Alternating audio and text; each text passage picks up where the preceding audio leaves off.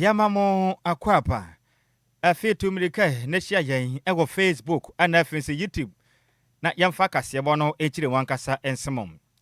Yansha kasebo na se enfemfira pomutimo ewo nkran popurement na meka say medical director Edema Pantan Hospital. Ye doctor Yenisom Maluk. Odensam atudwa echire mi say emprempren de watokodo ahokyera pa na ba ni senti osrega na ban afei asehwe oman Ghana ya pomuden so Ministry of Health edefom ka biewom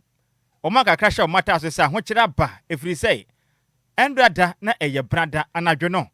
ensubra ne eto ye pa wonkrabopremantai mu apantamfo afom ho ani no etimi ya pa aresabia no bia ya hodo bebre so a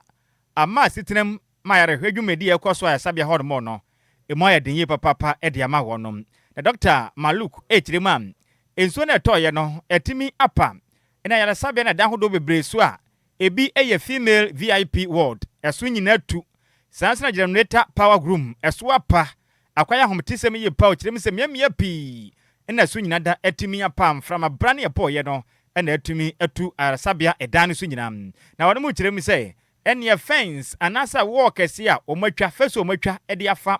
eya arasabia no ho nso no jesensuo na wo bia to agu babia ama jesemeke se ye hoba monsem atema anese for doctor fo ene addition de honom epere wonom enkwana emu onwino papa na doctor chirem se sesi ameka sei amom dwumadi omudi sei doctor fo omso mommodin ahwe apomuden anasa omohwe yaresabia no so nso tutu ahoto no na miantumi enkonkan enfama wonom enam edan ahodo eso apaninti ama asetenemu pa ayedendi ama wonom na wochiremu a ama meka sei no enema pi na endaye titiru kwema faso mbeboa na yaresa ho sensem etuma ye ohareso ama adehia wonom eda yaresabia honom no emu ayeden efisa nurse ni na ensu ato na apadan so na kwabanet honom a yem gini se hwem saa edu ba bia sese ufasu a umatwa fire sebe ho na bia woye gui ahoba mmonsam so enayi enti opani kirema de aduro de wombesre aban afenso aso ahwe oman Ghana pomudin so doctor miame wo faase kwabra minta aka no ma mokeke ka ho ne Ghana de hye kakra hye mata so yin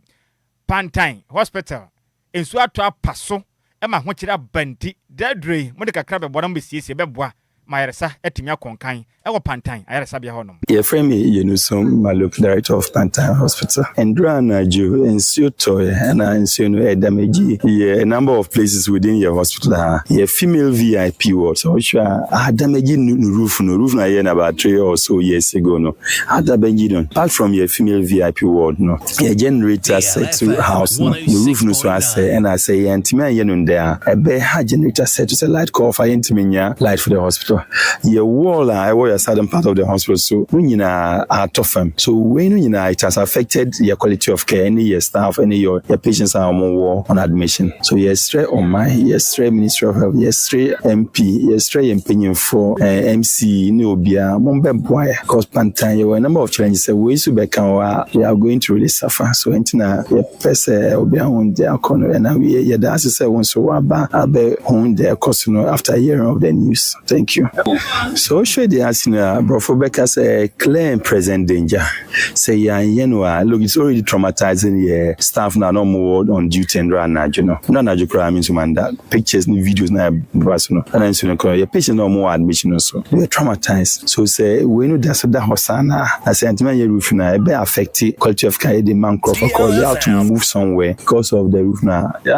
You know. Only a female VIP ward in terms of baby clients war. Any generator set no baby house no any the wall to the southern part of the hospital now affect Ministry of Health built 3 or so years ago for us and there are surrounding areas houses so more roof and add to 2 so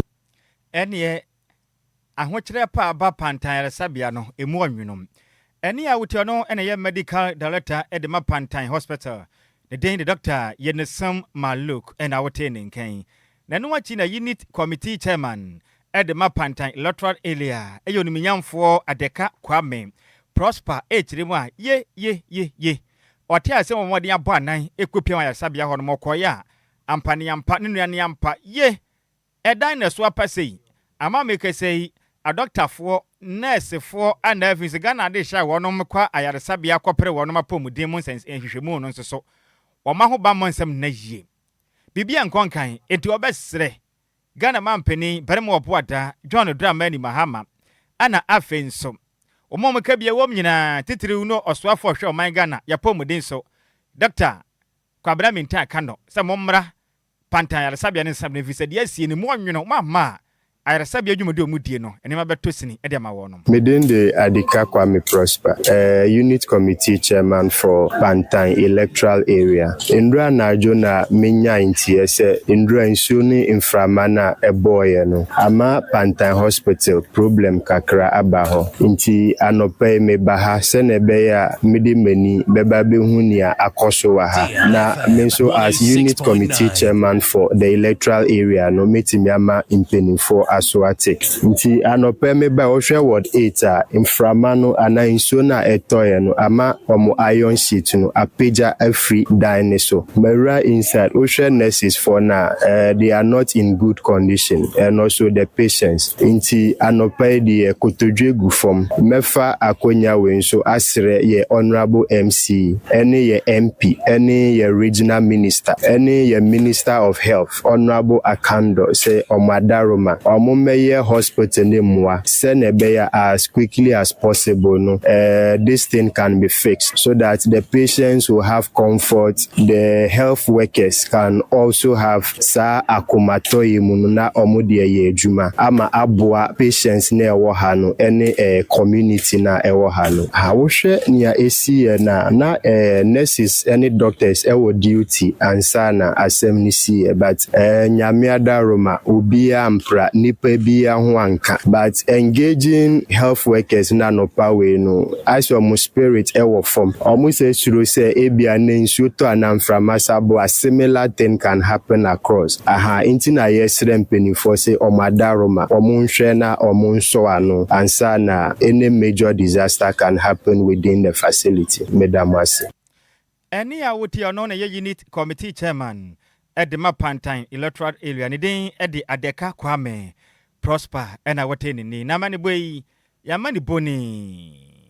Elvis Kuma Samson ena different club premantemo ebesomo ye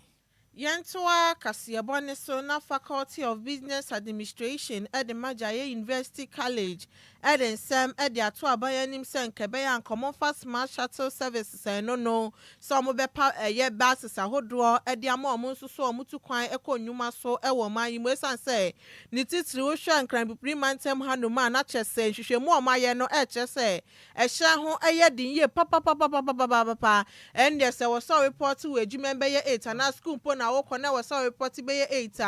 Oba Kobwa Peso, our bus station, Honoma, Kane Basso, and more preso, and a wook where you man answer who was going to be Shahites. Ube do not chest what I dear Muni na say, as I say, be promo my makeup, or more moon makeup, or more mushu, or my shine, or more the polish near the nature say, oh, who ni na ye, but to me too, I there to fine. Ube the bus station now, yes, shiny baby do one mobile prison to bed do no. Now, untidy any na upon point high Jane into no mushu moya no say ya buy ebomodia epe basis na ebetimi aboa wom na omuhwehwe mu so omusan so ye no so mo a omutwi hyan ede kwan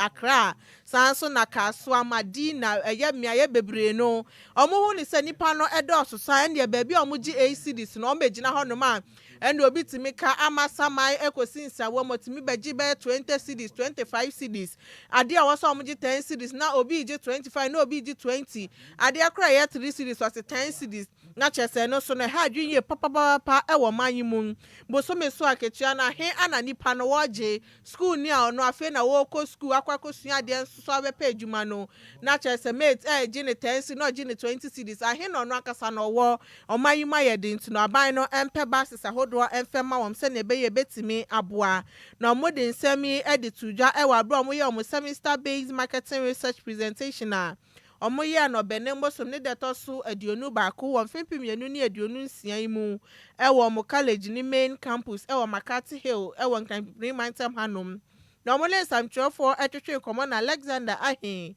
ono school ni wo university honom ekire mu ekire se ya de Ghana for ebre ye papa na bibia nso ekire se Ghana for hwe anim sa ba ebetimi ato buses e de amount sa na ebetimi afọ mako nnwuma so eni omu school pomu ahodo ne bus no ebetimi aye adwuma be ye anopa be 4:30 am ekosi 8:30 am na ndo amakosi omo kọ adwuma mo so omo kọ schools ahodo sa na be yo munye late na fe buses no eye hyenkafo na kwakwaje o mahome eni awia be ye eye no nan ekosi no num na fe ma hyase na makofifa wom abefie ba 8:30 pm de na omo so apon eni omo abusafo nso akakodimre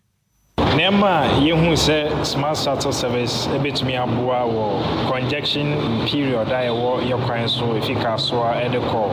bia bi te se circle cross central Madina ena Kaneshi no eye bia yehu se nipa na doso bebre ye hwe se nkaban ne demboa bi bebre nanso ni na echi no yesan so hu se amwa na nke ye hwe fi aban ho no eda so ho ne ye pese yehu ne se smart shuttle service ye hwese nka aban ne betumi asom na aboye no eye branka aban ne de smart shuttle service aye pese ye de ba no ebetumi aye adwuma nanka ebre bi te se anopa ebre ifi 4:30 anopa kopem se bebo no wotwe nanka adwumayefo adu adwumam no nanka wadu adwumam ntem na adwuma nso etumi akoso na anwumbre nso efi nonu empa mu anwumbre kosi no wotwe empa mu no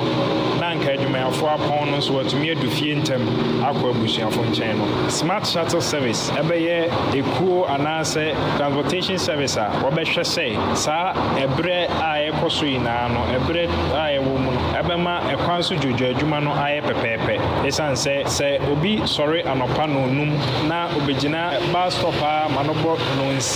nsia mpe mansana wanyaka efi bia ogina akwa adwumam akwa school ede how bebre ebre esanso ma adwuma enkoso wano sane ayepeno de bia no na nipa anase adwumayefo aye late wa adwumam ye bese senka ye smart shuttle service ye de be aban be som na waboaye eni ya uti ye Alexander Ahina no sunyani o Faculty of Business Administration at the Agyei University College na nuachi ana graduate school coordinator at the college no Isaac ya opoku okumpa ede tudwa echiemu se ya de a wo hwesa ha we ya mfie bebre ana ha o manfo na dwen e wo manyimu nto omo ne se saban ebomode ya for sa business idea we ya betimi abo man ni ye papa esa sa wo hwa manfo fro ya de a university research ahodo omo ye no ana omo so fa so edisi omo hawa no nti saban ne so e for omo so business idea na betimi abo man nya bibia ana wo sa otie de ya omanfo obeka na so omo ke biewom ansa na watimi aye bibi ofa ye university research ahodon so mo ya na ebetimi abo man no presentation na woye ne de mani agipa na course na worry ye ne marketing na worry ye no question na ye bisa won no ya blend marketing with entrepreneurship inti won watimi ayere won ho the ideas aba won develop customer needs won areas specific areas I work hwe inti for the people I want me the shuttle issues by solve the problem between the business centers in Accra to Kaswano. One idea is very, very brilliant that the nation can even embrace, or individuals in terms of private entities can come on board, buy into the idea, and then promote such a business. So market research is very, very important. But inti answer now with me who the consumer need. No, you need research. And I want you to research and ensure maybe all the products we buy out, another service we buy out. One we hear no ponanya one na we future ma. Inti research is very, very important. And no man want me identify the particular solution ebetimi aboat mem for no ene ya uti ye Isaac ya opoku okumpa ono graduate school coordinator edema Agyei University College na mani boy yensem choni kontinhini kofi obo ana de besom yen yen to akase wono so na yen kwaso anyina mu wonkran popuremante mum na de abaako a etete omaga na de hye na nsen eja nyinam kane ho sensem anu wa kire nso eni nsu kompa eku agbo akototwe no eto anwina paradaso ena etatai o my God na de hiem na memie piramike so mo na ho kire mu nanso kopie mu ne ewo prampram do wenya afienya ene ne ngo mensin ne mu a omanga na de hye mputem hodom ene ehun nsuo hu sensem no abo no mo passes sabi abo adwonso abo akokwei na ade hye kyerem sɛ enipa mpempem ne nne ansa na wɔn betima yɛ aduane adie no wɔn betima nya nsupa adwade atimi anya nsuo ade ayɛ adwuma hodo wɔn yɛ titiru ne hairdresser fo yi no ɛho akwa atwe papa wo bɛbra ansa na watimi anya nsuo ade hye kyerem a mmea hodo bi te sɛ doenya ɛyɛ adote eno no eben Central University College no mu kyerem sɛ hɔ no mpo de Nyankopɔn anim ne abonsemetiko ye enya sɛm kumom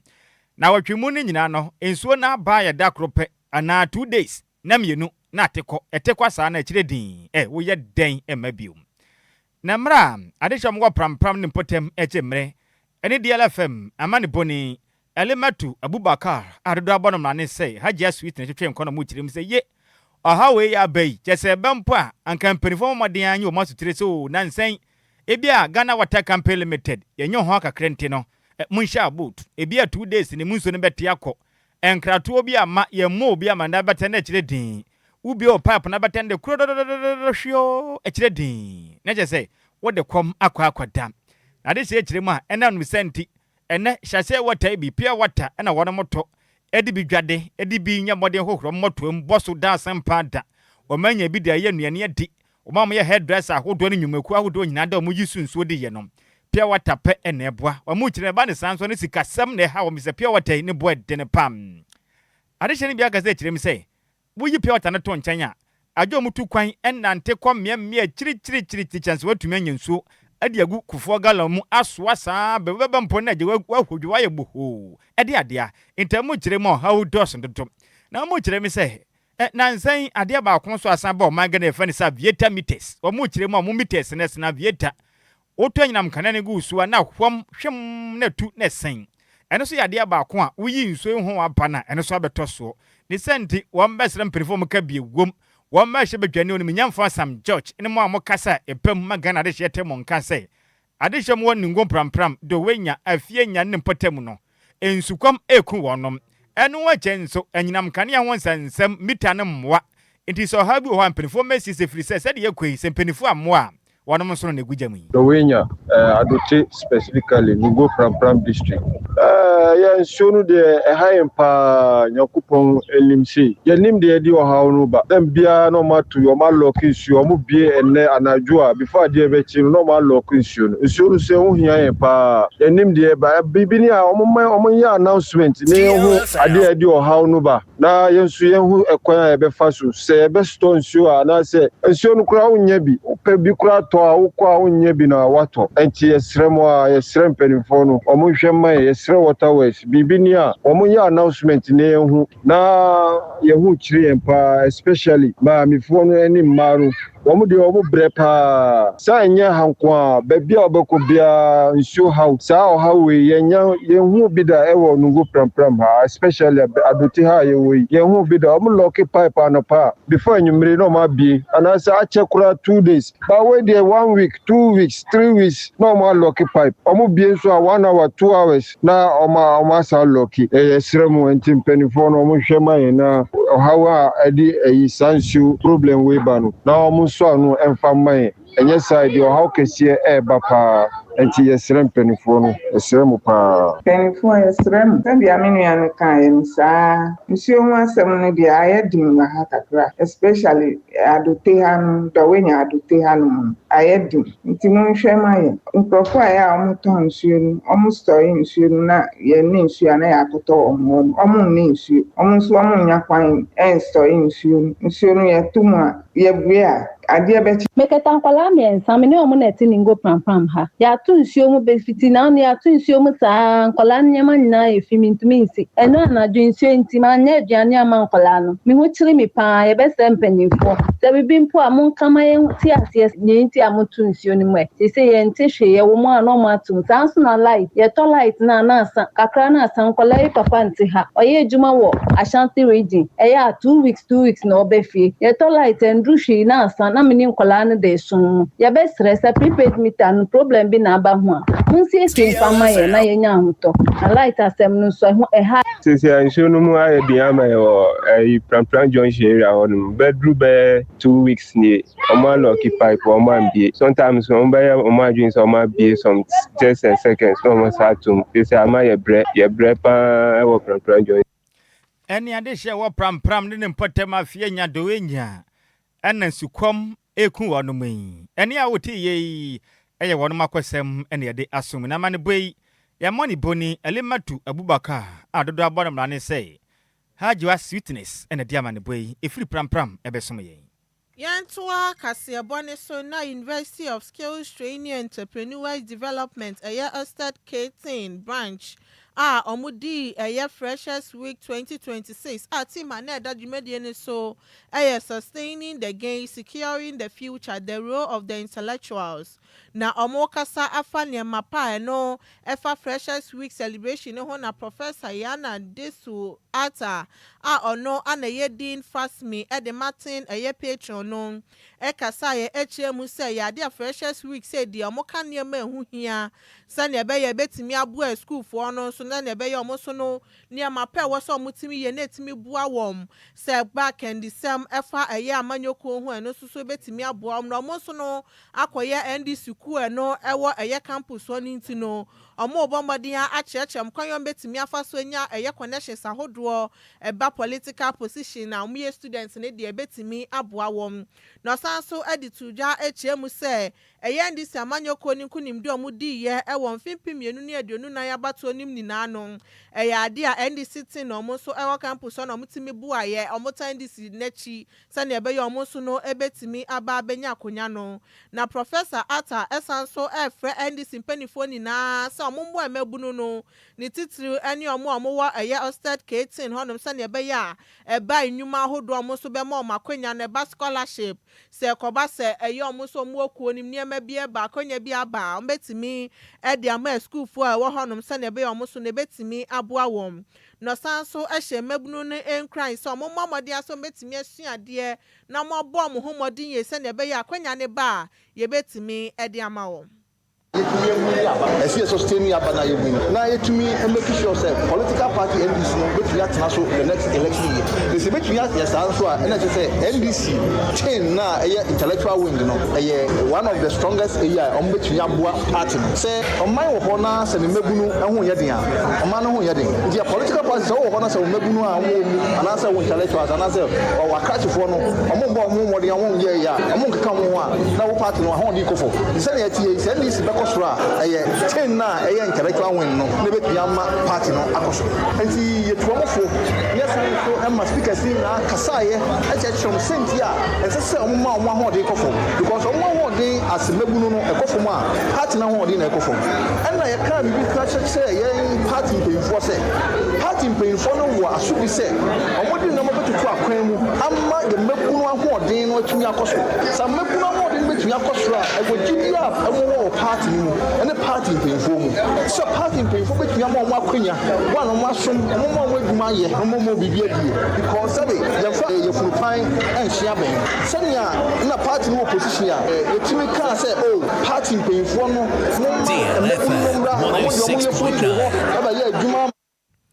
Eliya uti ye Professor Yana Desu Ata no ana Dean Fasmi sanso no ye teen patron Edema Estate K. Na nuachi ana president Martin Osted K James Bar Arrow. Editu dwa HM say ade omampani John Dramani Mahama ebo ne homodin ye papa sega na sika sem so no ebetimi akoso ye na so wantimi amboa amaga na sika sem ankoso ye onim say ye mfimpi mienu ne aduonu wo twa bato ebeto no NDC amanyoko no ebedi nkuguo nti na yade omampani ebo ne homodin ye papa na yade omampani so say ye Osted K10 for so ebo mo homodin nti ohawo mo fem educational fan membership card printing machine na or share nim so betimi aboa wom e campus so sasa na mo muhie ni na no omonsa ebetimi aka. Choose this team. We chose this team because we know that our president, His Excellency John Dramani Mahama, and his appointees have worked tirelessly to revive our economy, which we need to sustain. Because when we fail to sustain it, meaning we are leaving power. So it is the duty of all the appointees, all those who have the privilege to serve under the government, all those who have the microphones, all those who are given the opportunity to lead the NDC in our various destinations, either at the strength front, at the grassroots level. We all have a duty to play. We make sure that we sustain these gains so that come 2028, winning the election will not be something that should be tougher for us. So that is why that we train Usted in Amstead here. We are also trying our best to project the party. This is the first time that we are able to get more numbers to join the party. This is the first time that the freshers are willing, they are desiring, and then the executive of Usted are also working tirelessly to be able to bring more people to work for the party. If you look at this shirt that I'm wearing, this is the first time that 10 Usted is having an official t-shirt that will be recognized by anybody, wherever you find yourself. People say, okay, this student is from 10 Usted. This is the first time that we are doing. And we also branded exercise book for free. Myself and my executive, we contributed something small, then our patron also added something small, then we branded exercise books. Eniya uti ye president Eddie Martin Osted K James Ba Aro na Maniboye Nsem Troni Barbara Cranton ana de besomye. We are yanyina we swe na yakeka matwin chene bi fan somo ewo Facebook ono so na me wo fasi dola ya jewa je dia ba no so ma ya ha Sammy B any Adjoa Agyei Sikapa o hwe live at the free Christian village Achemwata wase me shete no nice pa na ni agye ho pa me so me dase me wo fasi dola ya jewa Agyei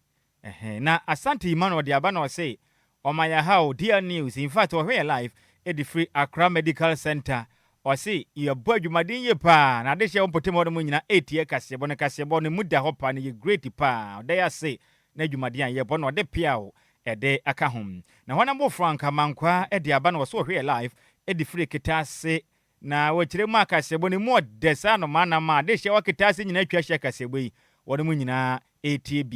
na asante Emmanuel de aba no se Minister of Health omo pane choba pa so ma ne honya ha pa na pantanyara sabia ne nsu apaso sa no onkoye maintenance pa na titro na nkasa kura mo nheda nya maintenance nti esu apa omo nkwaboa na omunsisi ayara sabia no so de pia for you ode aka ho ede abam kasebo ne nyina wezine mu nuko mu sep na nsan e be kɔ no mo fase Adjoa Agyei Sikapa se awoda ba ku bi efrim wo fase Belenda enchen fri dodoa ede aba sika happy birthday way every Belinda or Belinda MCL or say enkoma omo last born Cornelius Ajano or see abusuafo ni na edo waye ni nua be ma preku pay die o kasa nyankopon ensure na onye okese oma wunyi emeye penipa na ne de wakoma so bia onye mawo edwuma bia wosa wo ye ne dachi bia nyankopon embo asa ne be ya wonsa ebetimi aka oma onimdie adwen ene nyansa betimi ede abobra ede akowanim nti we free ye Belinda ho ana ekwama eyom last born jese be ma ba kopo de bia na otata ne sa nti o nyankopon ensure Oka hono na mami wo nana ne ba ni nua na ni nua ne last born sen so mo last born omo last born ne hwan on kan say ni nua ni omo last born ni nua otwato oka say ye last born as wo ni bi e ka say ye gina ya sem ka jen say me chia na wate birthday de ba kon so ba na comfort meti ye member edema I think so ye house of DLFM College Association members and I think so waka home. Now what you na your sister ni din the Rita Aku. Na Rita Aku today happens to be your birthday. So happy birthday and come on coffee. Picture no obe ni den. Enti mesra wa na fato so mame na me wo fasa ni din the Rita Aku ene wa woda. Enti wa wunu ya ba wade nyina comfort mati so do ye papa panti ene twidi ya mpanyankopon aya dom na abrewa yi kwan ayipuma kwan mu. Na wode afi ba kwa ka amfie ho ade kan yanse yankopon anya okese okukwa mu mpa bia wabodo odie o na ompegya mfra domu enko adomu happy birthday once again goes to you Rita Aku we efri wadamfo unua ba wade nyina comfort mati na ose yemfa wodasun ku we no emfa mawo kasebo ne de asemu semufo ne ya maze mebere ntwene semu ema yen champion Taylor bemo oboada ana fi me wafase Michael se e de ekopie mu wo Facebook ana fi YouTube makasebo no wonya bi ehweyem the international DJ Ziggy Echinchim kasafiri mfuma de sumi ya wiye ya kenkanfo ye mienu edi ameje so yo wofa osi ade de wan at Nhyiraba Kwadwo Sammy bi mahoteden ene bantwere bona na otafrija mene me wofa ase ba Adjoa Agyei Sikapa. udini bio Adjoa Agyei Sikapa. kase bono ya bunum kemi se pon ye kwei me wofa ase ba nanna a kire mo hima radio mo ya santo a asemu Michael Jackson betenase ene eye Wednesday ukuada dwuma de mbe de sa no manam obenyo no nko ne na pamfo me wofa ase kwa me yefum ana face XD journalist o betenase a ensempa nkomode o ma beso ma wie ba na badwumade ni so beba so nyi kasafide no efra besrew edan na ye ka se ye penistar na na ye nyanya bi se na de ye pe no ye nsenya nson so enti wo ala adwo abeka la pass ene tesa no kweteman achemwata ne sa mmea ahodo da koman man 7 dome ne mpotema ahodo ne nyina wo ye fiewura na woden ade rent ya single self contained a bibia wo mukama woni self meter na chembe ho self contained woni self meter ne washroom bibia o kitchen nyina ka ho kama ne wafra ho matrufu yi mmea ahodo no ye besere poku ase kwa na wo bi na ye kama se de ye kania na wafre wo ye agent nso a mesere edan ne dimu na wafre woni mi se edan twetwopon anse nkuku obu amfre na mfa ohu ne nyina ye moa dwumani ba ko epedan de aye na de ahomatrofo na 0557 1710